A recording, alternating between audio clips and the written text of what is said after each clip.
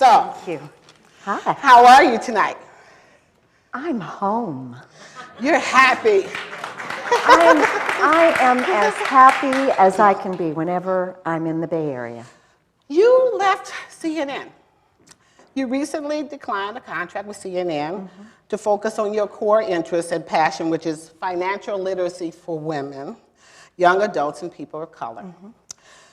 Why? I mean, what are the issues you have found to be particularly different about our situations and our approach to financial literacy? A lot of people ask me, how could you possibly leave CNN? Yeah. Especially journalism students who I mentor. And I told them because even though I was doing 12 times a day domestic and international business news, I needed to be able to talk to those groups who were most disenfranchised about how to manage their money. It's important that everybody here understand I am not a Wharton Business School graduate. I don't have financial degrees. I'm not an economist, none of that. So what I learned on television, you all can definitely learn in the comfort of this room and your home. The experts are the ones who put this program together. So you can stump me. You can't stump Merrill Lynch. No. What I want to do and what my mission is to talk the psychology of money. Okay, what's that? And that is, you can do it. And it needs to be demystified. It's not that hard. It is something that needs to be a journey, not a destination. You know, a lot of people will say, oh, but I'm in debt, and this is what's happened, and how can I fix this now? Well, I say, how long did it take you to get to this there. situation? So be kind to yourself and understand you can do this, and it's incremental, and especially for women, we have a plan. We have a plan for everything. Right. We do, right? Okay. So this is a matter of a plan, and the reason that I'm so concerned about it is African Americans are late to the wealth building party.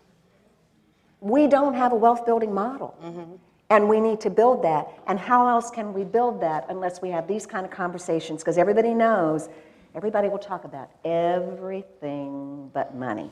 Sometimes too much information on all these other things, right? Right, we don't need. But you ask somebody, how much do you make, or are you contributing to a 401k or something? And they look at you like, how rude can you be? That's right. That's something I learned when I lived in Sweden. I lived there 9 years and went to school there. There was no problem with asking people how much they made.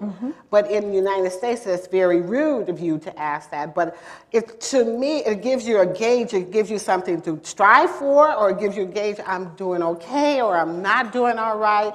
But it's just, and I'm not afraid of saying those things, but people hear just like, are you crazy? That's like telling your age. Okay, let's go there. Okay, let's go there. Because Mr. Mayor, Where is he? Willie, where are you? Where's Willie? Why are you back there? What? Where's Willie? Where's Willie? Can Mr. Mayor? Okay. Mr. Mayor Brown, he knows, and correct me if I'm wrong, which I know he will without invitation, right? He said he was coming to harass me tonight. Mr. Brown, did we not meet 40 years ago? Yes, we did. And I think at that time I was 20 years old. That was definitely diplomatic.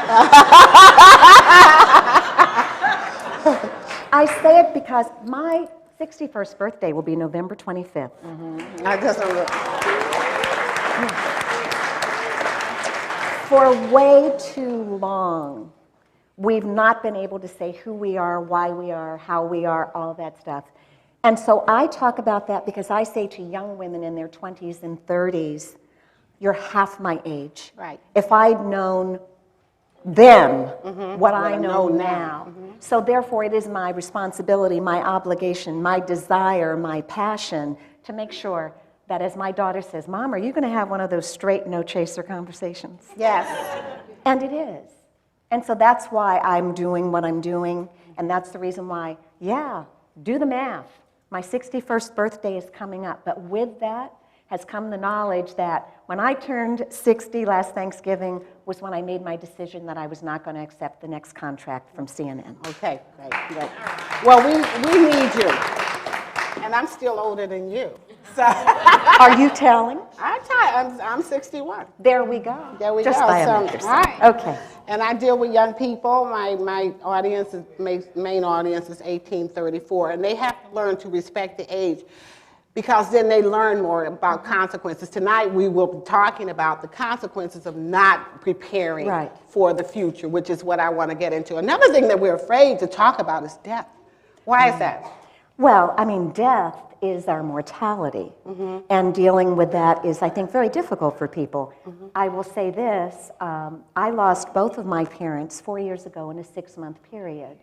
My dad had been very ill. He's a retired lieutenant colonel. We traveled the world. I bless them every day for making me a global citizen before it became popular or necessary. And my mom died before my dad. She died Father's Day weekend. And I know when that happened, and I still say, when my mother died, my childhood ended. 6 months later, my father died. And when my father died, I was an orphan because my only brother had predeceased my parents. The importance of that was, as my daughters gathered to help me get through this, the importance was, what was I going to do for my daughters so that when this day happens To them. they would not be searching and doing what I was doing. My parents had put things together